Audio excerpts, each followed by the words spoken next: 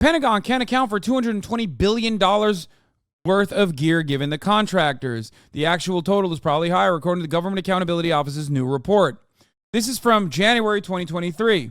$220 billion worth of weapons and gear they have no account for. The Defense Department fails another audit, but makes progress. The Defense Department has failed its 5th ever audit, unable to account for more than half of its assets, but the effort is being viewed as a teachable moment, according to his chief financial officer. The Pentagon can't keep track of its money. Do you understand why the $3 billion is nothing? Oh, here, this is it. This is what I was looking for. The Pentagon's $35 trillion accounting black hole. Oh, no, this is not what I was looking for. The $35 trillion is the F-35.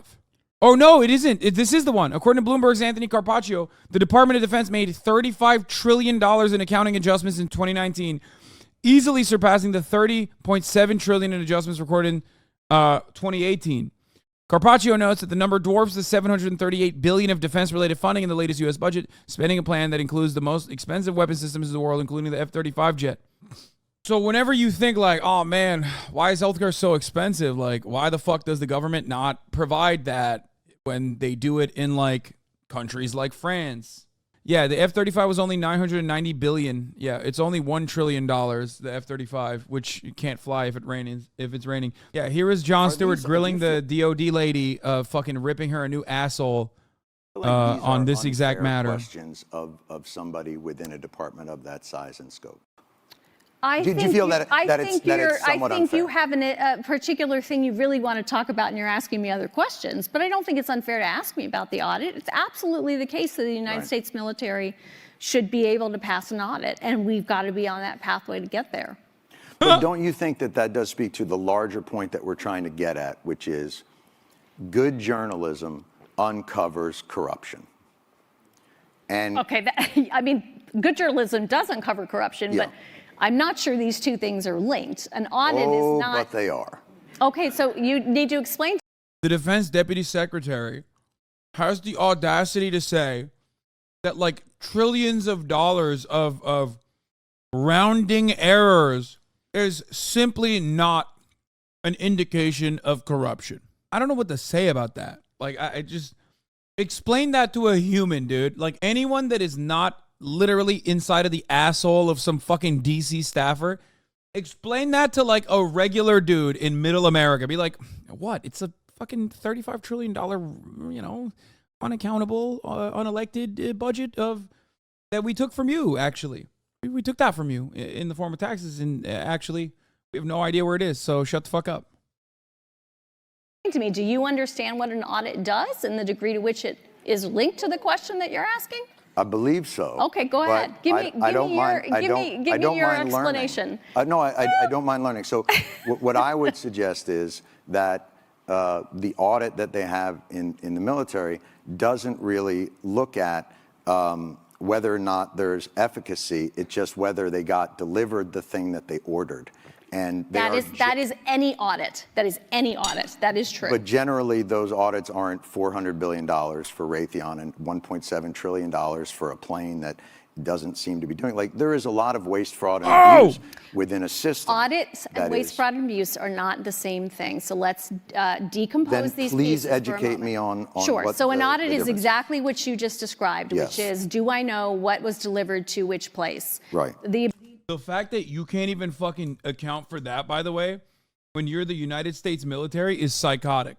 Like, you're the Defense Department and you can't account for that? That's crazy. Like, oops, where do we send the nuclear bombs? Like, I don't know. Fuck it. Pass an audit, or the fact that the DOD has not passed an audit is not suggestive of waste, fraud, and abuse. That is completely false right there. So what is now it's a question of, it's suggestive that we don't have an accurate inventory that we can pull up of what we have where. That is not the same as saying we can't do that because waste, fraud, and abuse has occurred. So in my world, that's waste. It's such a funny fucking moment because she's literally like, no.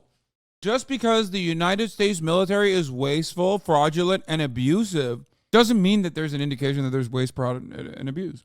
It doesn't work that way. Waste.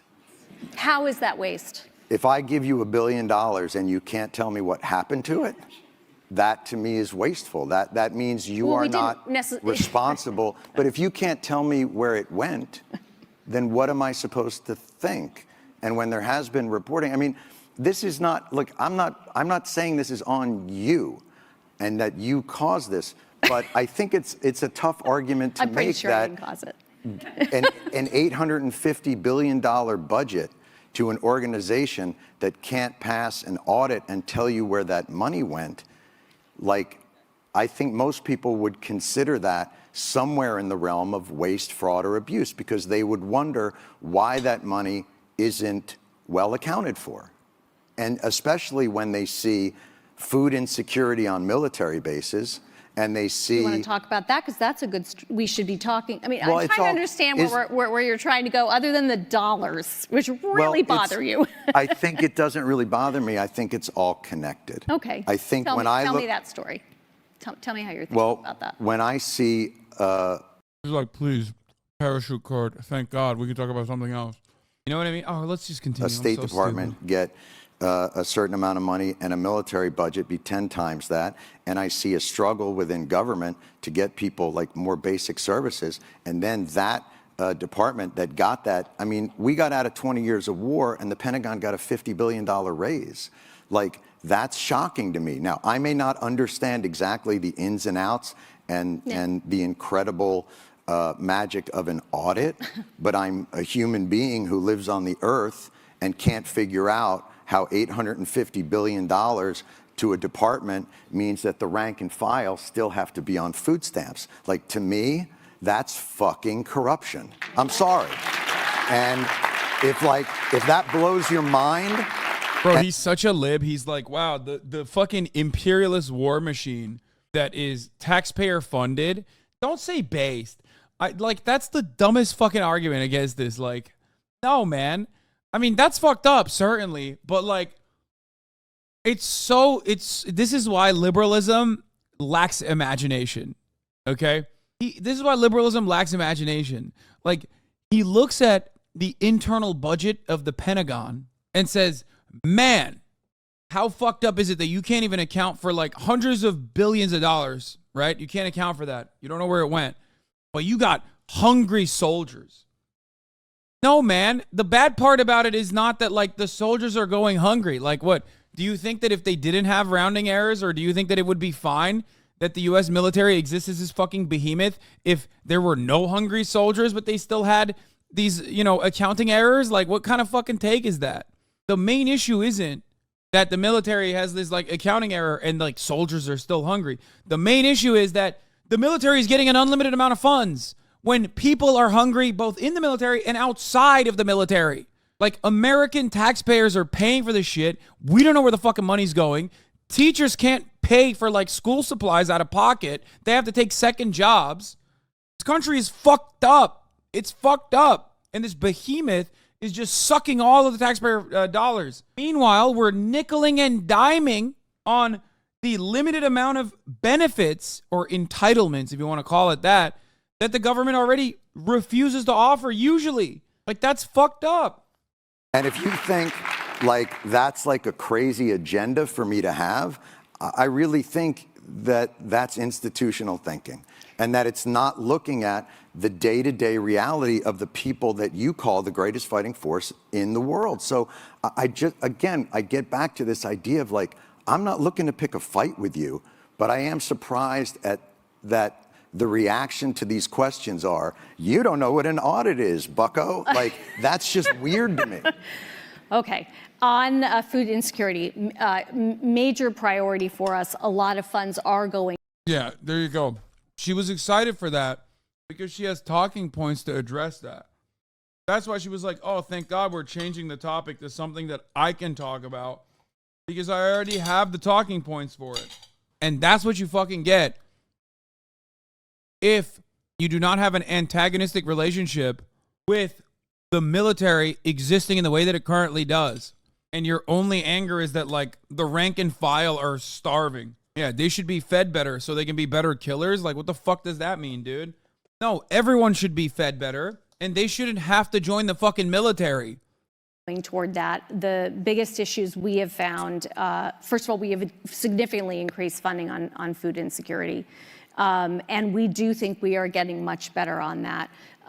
We believe some of the challenges we face are not what you often think of as, food insecurity as hunger. They're really around, do we have food available? For instance, as people come on and off shifts, is it healthy food?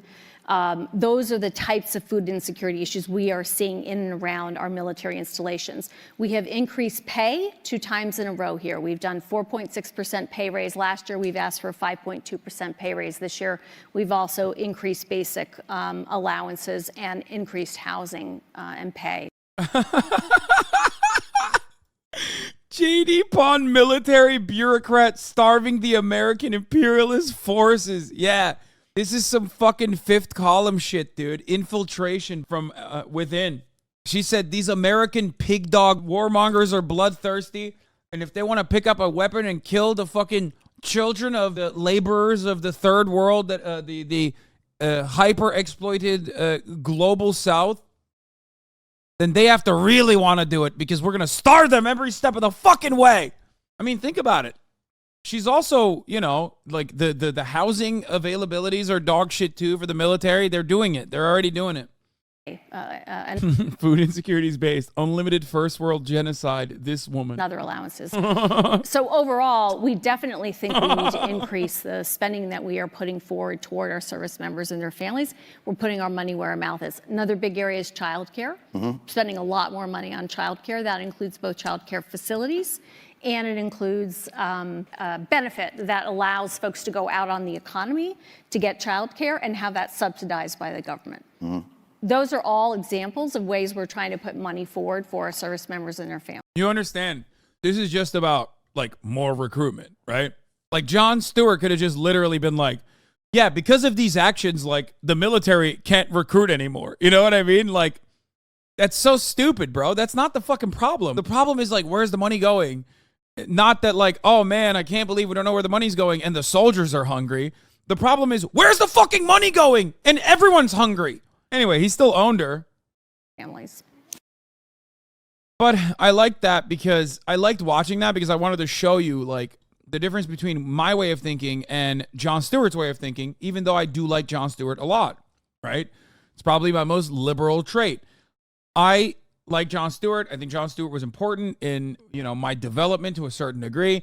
Like, I acknowledge that. I'm not one of those people who's like, yeah, fuck Jon Stewart. Like, I'm so much more left than he is or whatever the fuck. Yeah, criticizing the military for not feeding the soldiers enough is like criticizing them for not offering a better education. It's missing the entire problem. You're just advocating for them to improve their recruitment. Yeah, which they are. Because they know that is like a structural problem because recruitment numbers are low. So they are going to use that as an opportunity to do PR. And I'm sure they're like trying to fix that issue as well. For the record, he's done actual practice of what he's done for veterans, but it's still not enough. Yeah, for the record, that's why I do like Jon Stewart, regardless of my differences in opinion with him, especially as it pertains to, liberalism versus like being anti-capitalist or having a perspective on like, what to do with the military. That's the reason.